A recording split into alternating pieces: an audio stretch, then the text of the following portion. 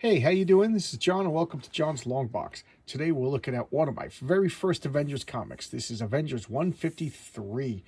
I think, but I can't say this definitely. I think this is my second, or maybe even third Avengers comics of all time that I bought as a kid. This isn't the copy.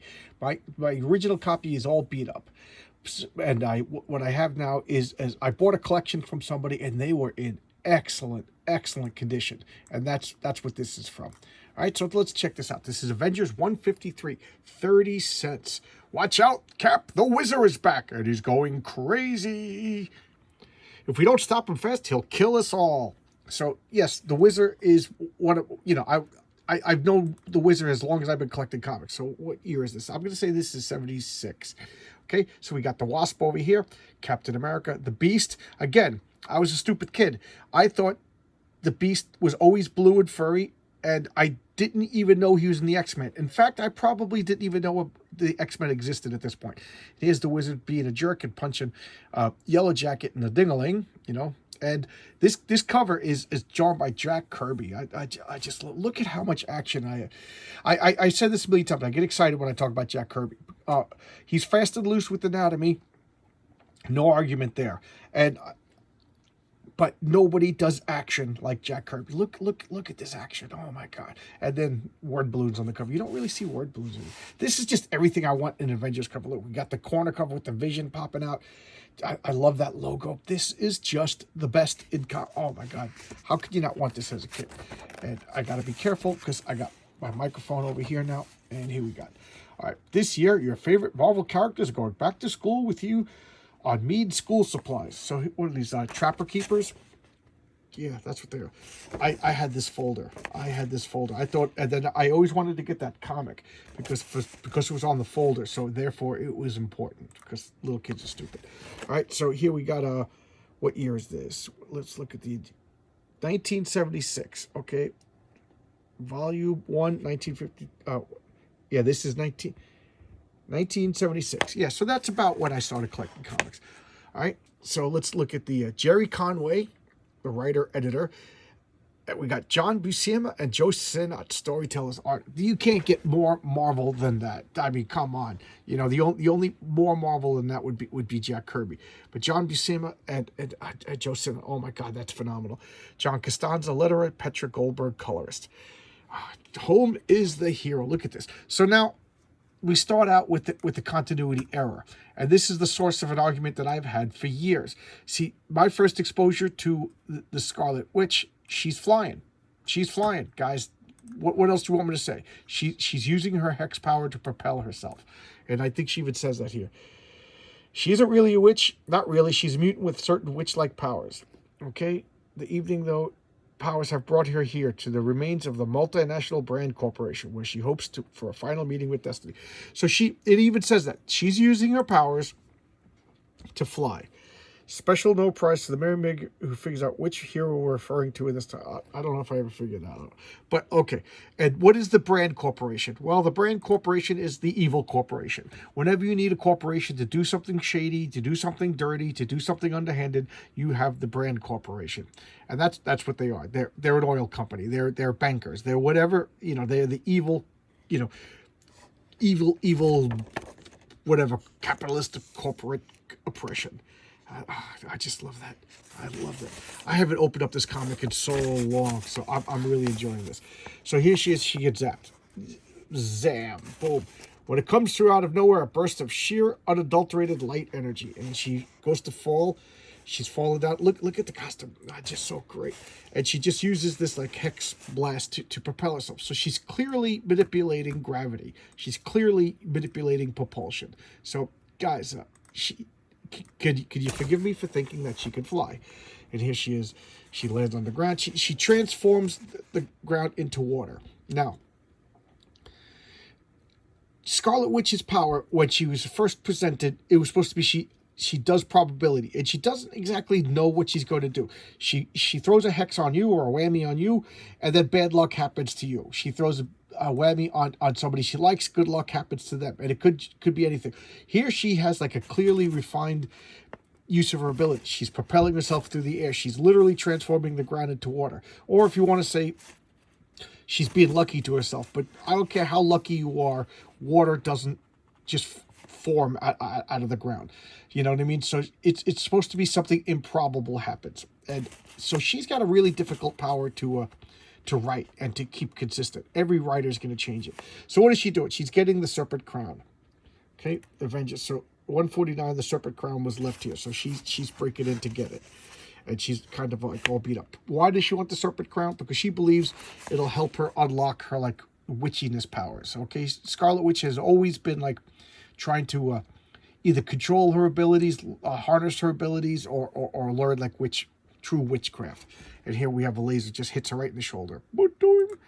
And then the laser forms into the living laser. And the living, a popular misconception. It was an android who died. Fool, not I. Any fool could see. I could kill. So in Captain Marvel 35, it was presumed that he died, but it wasn't him. It was an android because, you know, you're going to build a living laser android. And he grabs the Serpent Crown. I just love the drawing in this. I love, I don't know, guys, can you blame me for getting excited? I look at these old art.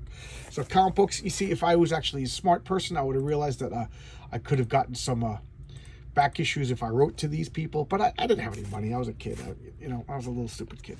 And The Secret of Teaching Yourself Guitar by this charming young fella, right?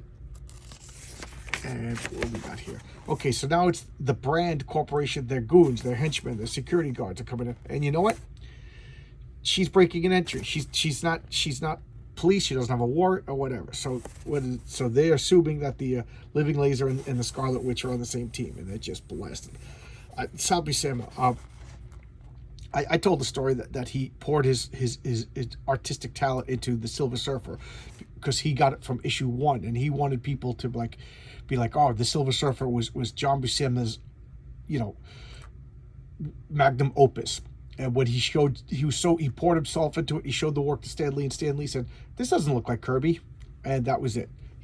What's the term? I just heard the term for the first time a couple of days ago. He quietly quit, and he just he still handed in quality work. So this is after that period. I love John Buscema, and I was a stupid kid. I didn't read the credits at the time, so I just Marvel had like a house style, and I don't know what I thought. What was it, like one person drawing everything? I don't know. So I probably would have just confounded this with Jack Kirby at the time. So because I was a dumb kid. And now the Living Laser transforms himself into energy and flies away, which begs the question: shouldn't he drop the Serpent Crown so could he transform other stuff into energy and fly away? See, that's the kind of nerdy stuff I think about even as a kid. I was like, how did he turn that crown into a laser and fly away? So now we cut to the. This always bothers me because I'm a weirdo, that this story is right here. So say this is the A story, and now we're going to the B story on the same page.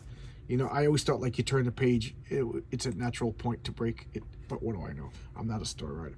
So here, all the Avengers are going back, and who is that? That's Wonder Man. Wonder Man showed up last issue. Wonder Man was killed. He showed up in Avengers number 9.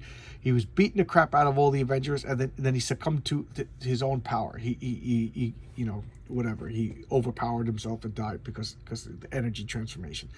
And now he's back, and we've since learned that his mortal flesh and blood body died, and what happened? He became a being of energy. So he wasn't really dead. He was in like a metamorphosis state. Nobody's ever dead because the living laser gets android bodies. Captain Marvel, Wonder Man gets to transform like Chrysalis into energy form. But right now, his brain's not fully formed, so he was like a zombie last issue. And all the Avengers are checking out what's going on. Look at the vision. It's just every panel is just packed. I was just watching a video of some modern Marvel and DC comics, and just look at every panel, filled with details. There's the Beast in the background. Look at all that. Just wonderful, hokey machinery. Just a marvel to look at. Marvel Comics. See, we get some Elvis over here. Eat some Slim Jims. Get some powerful muscles. Look at that guy. Don't you want to be like him? Grow 70s porn stash. That would be awesome. So here comes Jarvis. For those of you who stumbled upon my videos after you've been introduced to Marvel by the Marvel movies, Jarvis is a real person. He's not just, in the comics, he's like Alfred, but to the entire Avengers team. And here he is, and like he never takes a break. He's always doing everything. It's like he just anticipates everybody's needs. And like, Bob Frank, the Whizzer, and he wants to see you, Vision. Dun dun dun. And here he is, the Whizzer. Now the Whizzer is an actual Marvel hero from the 40s. So actually he's he's a timely hero, because Marvel Comics was originally called Timely Comics, and then it changed to Atlas Comics, and then it became Marvel Comics. Marvel Comics was the name of one of the comics in Timely Comics, and Marvel Comics debuted the Human Torch and the Submariner. How's that for being confusing? Excuse me for coughing. And the Whizzer was one of the Timely heroes. And what is he doing? He got a rare transfusion with a mutated mongoose, and it gave him super speed. Now he's not super speed like the Flash or Quicksilver, but he's pretty quick. And here comes the Vision. They want to talk, and he's like, I want to talk to you. And why does he want to talk to Vision? For a couple of reasons. Because the Vision is married to the Scarlet Witch, and the Vision is the name. There was an original character called the Vision from another dimension who teleported around through smoke and everything. He was that was on a team with the Whizzer. So there you go. So he's talking to Vision, but he wants to talk to Vision about the Scarlet Witch. Why? Because he thinks that the Scarlet Witch may be his long lost daughter, and that was like a big deal to me. It was like a long, slow reveal, like 20 years in real time, about the lineage of the Scarlet Witch and Quicksilver. And it was a big deal. Was it the Whizzer was one of the possible fathers? It was Magneto. It was really cool. And then this little laser beam hits him in the eye. Doing! And then he goes berserkowitz. This can't be good. What's going on? He goes, the Whizzer goes wild. And I have to point this out because I'm a child, that it never fails to make me giggle that this guy's name is the Whizzer, and he's wearing a yellow costume. His superpower is pee. So he's going around and he's fighting the Vision. Vision was taken by surprise. Let's look at more ads. Do you guys like the ads? I love looking at the ads in comic books. Let me know what you think about the ads. Please comment. Life size. So these are cardboard paper cutouts, like paper dolls, but they're gigantic. Paper dolls of Planet of the Apes. Pretty freaking cool. I don't know. I would have loved that as a kid. I know I got. What did I get? I think I had a cardboard cutout of Superman. All right. What is this? Grit. Be a grit salesman. And I haven't talked about this in a long time, so I guess I'll bring it up now. I used to make fun of Grit, and one day I was like, hey, Grit probably had like lottery numbers, or the secrets of the universe, or like the riddle of life, or something like that, or Conan fans, the riddle of steel. But nobody ever learned it because nobody ever read Grit. Now, I made that joke a few times. And then one of the subscribers let me know that Grit was actually very popular, and it sold in rural America. The market was for rural America. And that's why I grew up in Long Island, New York, not rural at all. So I didn't know about Grit. I wasn't part of the target. And apparently it was like a big freaking deal. And that's why I didn't know anything about it, because I was in the wrong demographic. Is that the right word? Wrong location. So here's the Whizzer running around. And Captain America and the Beast like, what's going on? It's the Whizzer. Beast, a member of the old Liberty Legion and the old Winter Squad. He vanished a while back, and from the look of things, he needs calming down. And the Whizzer is so fast that he ducked. What? He's ducking so fast I can't even see him. And look at Captain America, just jumping up, super agile. I love all that. And Iron Man this is happening so fast that Iron Man's not even get a chance to react. Abizia, what's he talking about? What is this Abizia? Of course, you don't understand. Tony Stark, he's a genius. He figured out what's going on, so of course he gets knocked out first. And I love these speed lines. And Beast is jumping out of the way. Captain America's next.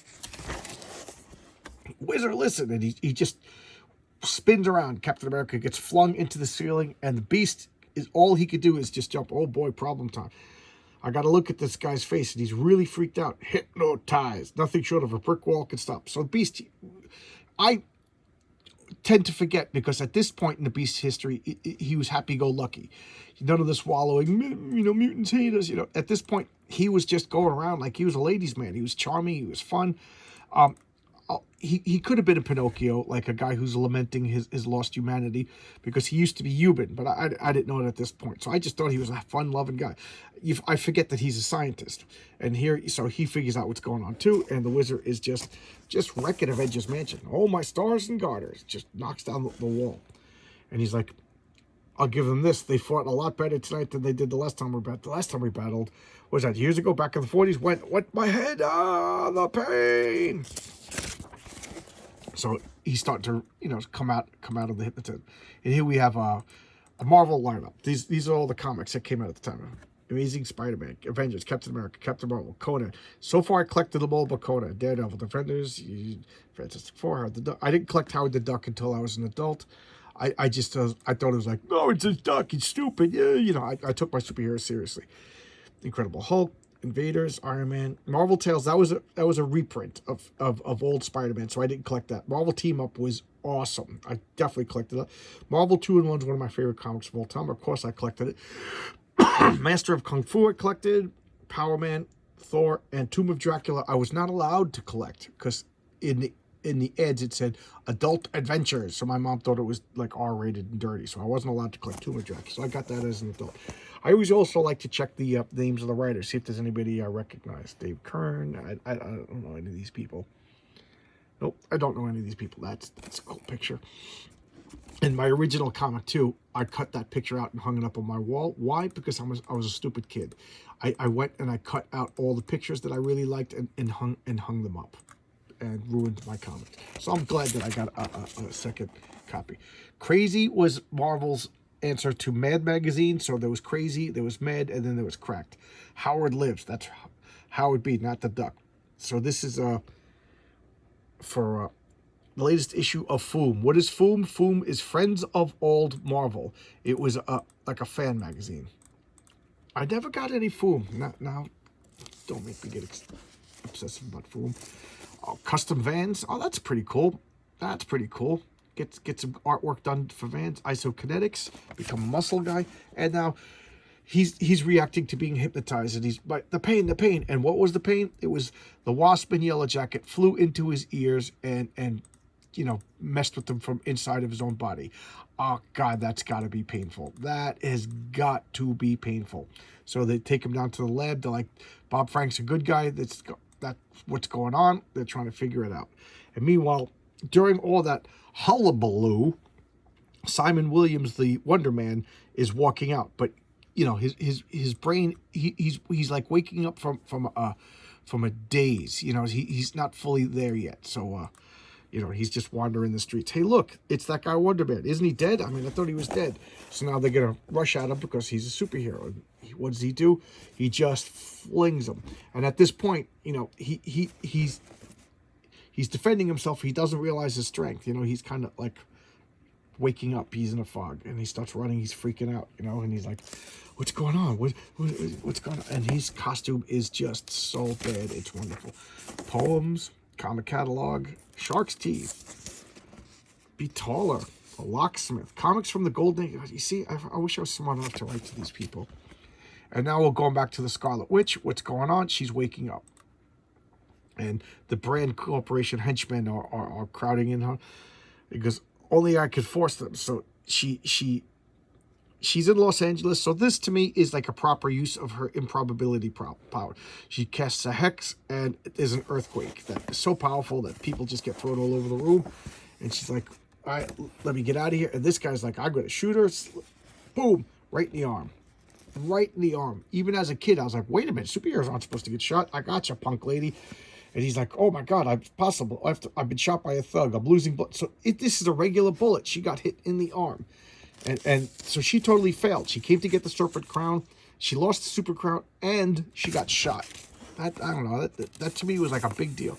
Here's Spider-Man. Oh, Twinkie, Spider-Man, you're a good guy. And the Fly. I always loved the Fly. What a great costume. I don't know why I like insect-based heroes and villains. So now she's flying. She's literally flying away. So could you blame me that I argued that the Scarlet Witch could fly? So he's wandering down the street, and the living laser is showing up, and he has the serpent crown on his head, and he's now commanding him, go and destroy the Avengers. You're my slave. Do you understand? He's like, I understand. The Avengers must be destroyed. So next issue, Wonder Man goes against the entire Avengers again. And that is drama. Oh my God. How awesome is that? The World Encyclopedia of Comics, edited by Maurice Hahn. I had this, and that's another thing that disappeared. I haven't even thought of that since I just saw that ad right now. So there you go. This is the Avengers 153. Amazing comic. Oh my God. I love this comic. I love it so much. You know, partially because of nostalgia, you know, partially because it's a great comic. What's not to love? You know, action. It's got couple plots going on. Look at this. I'm just talking about it took me 20 minutes. You know, oh man, I think like, you know, Marvel needs new. It needs new management, and what they got to do is they got to like quiz. You know, gatekeep. What do you know about the Avengers? What happened in Avengers 153? What happened in 150? What happened in 200? You know, let these people have got to have respect for the past. You know, there's another way. I don't know. Even if Marvel righted its ship, I think I'm not interested anymore. I think that it's been broken because I'm such a compulsive collector that I would have to start getting all these back issues that I don't want. And then I'm just going to get annoyed. What do you guys help me out? What should I do? If Marvel writes itself, should I go back to Marvel? I don't know. I don't want to. I think it's over. All right. I'm loving the back issues. All right. End of rant. All right. See you tomorrow with another video. Let me know if this microphone is good. It's got a couple of knobs and think you see it's got like adjustments over here. So let me know if I'm doing a good job with the sound. Okay.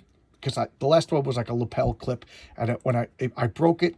And they don't make that, at least I couldn't find that model anymore. So I got this one. All right. See you tomorrow, guys. Bye-bye.